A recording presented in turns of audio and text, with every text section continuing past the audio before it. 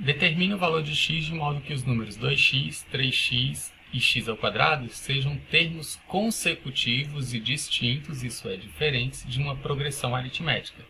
Então ele me dá aqui 3 termos e quer que eu calcule o valor de x de forma que isso seja uma PA, tá certo?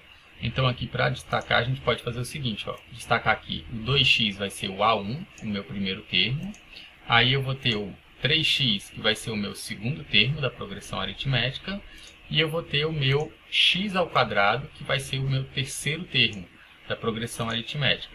Então eu posso escrever isso da seguinte forma, o meu A1 é igual ao 2x, o meu A2 é igual a 3x, e o meu A3, meu terceiro termo, vai ser igual a x ao quadrado, de forma que isso daqui seja uma progressão aritmética.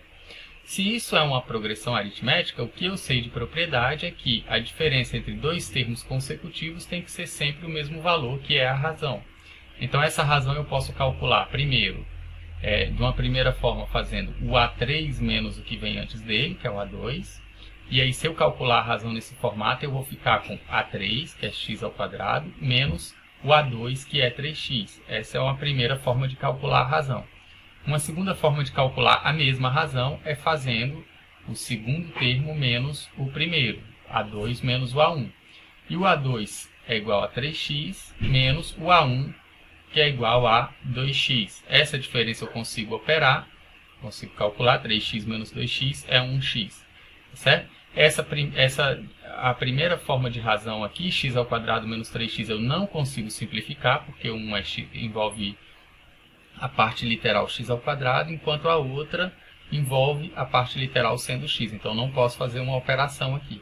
Já nessa segunda, eu posso fazer a operação porque as letras aqui são os mesmos, é a mesma parte literal. Os monômios têm a mesma parte literal, por isso dá x. Agora, se isto é uma PA, essas duas formas de calcular a razão têm que conduzir ao mesmo valor, de forma que tem que ser igual. X ao quadrado menos 3x tem que dar o mesmo resultado que x, certo? E aí, para resolver essa equação, o que eu vou fazer? Eu vou passar tudo que tem x para o lado esquerdo. Então, eu vou ficar com x ao quadrado menos 3x menos x igual a zero. Junto esses monômios semelhantes, então eu vou obter x ao quadrado menos 4x igual a zero. É uma equação de segundo grau. Eu posso resolver pela fórmula de Bhaskara, ou eu posso também prosseguir fatorando o x ao quadrado e o 4x, colocando o fator comum em evidência. Como os dois termos têm o fator x em comum, eu posso colocar o x em evidência, obtendo x que multiplica x menos 4 igual a zero. Certo? Então, aqui eu coloquei o fator x que estava dentro das duas parcelas, eu coloquei ele em evidência. E aí, eu tenho agora uma multiplicação de x por x menos 4, e isso tem que dar zero. Mas para o produto de dois números ser zero, um deles tem que ser zero. Então, ou esse x tem que ser zero, ou eu tenho que ter que x menos 4 tem que ser igual a zero. E aí, x menos 4 igual a zero, passando o 4 para o lado direito do sinal de igual, eu tenho que ter x igual a 4. Então, eu tenho dois valores possíveis para x. E aí, nós vamos verificar na nossa PA o que acontece com cada um deles. Então, o primeiro termo, se ele vale 2 vezes x, vamos supor primeiro que o x é zero, que é a primeira possibilidade que nós encontramos. Então, o meu primeiro termo ficaria 2 vezes o zero, porque o x é zero. Então, isso dá zero. O segundo termo ficaria com 3 vezes x. Esse é o A2. Então, ficaria com 3 vezes zero, que é zero também. E o terceiro termo ficaria com x ao quadrado. Ele é x ao quadrado, então ele seria 0 ao quadrado, que dá zero. Se o x for zero, então a minha PA ela vai ser constante. Todos os três valores aqui foram zero. E isso ele falou que não pode acontecer, porque os termos da PA têm que ser distintos. Então, de imediato, essa resposta x é igual a zero não é conveniente. Ela não convém. Então, eu vou descartar essa opção para x igual a zero.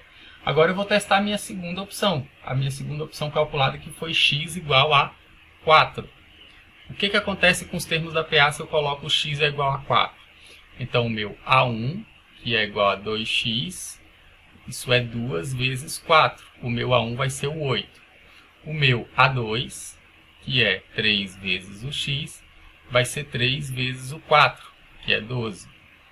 E o meu A3, que é igual a x ao quadrado, vai ser igual a 4 ao quadrado. E 4 ao quadrado é 4 vezes 4 é 16.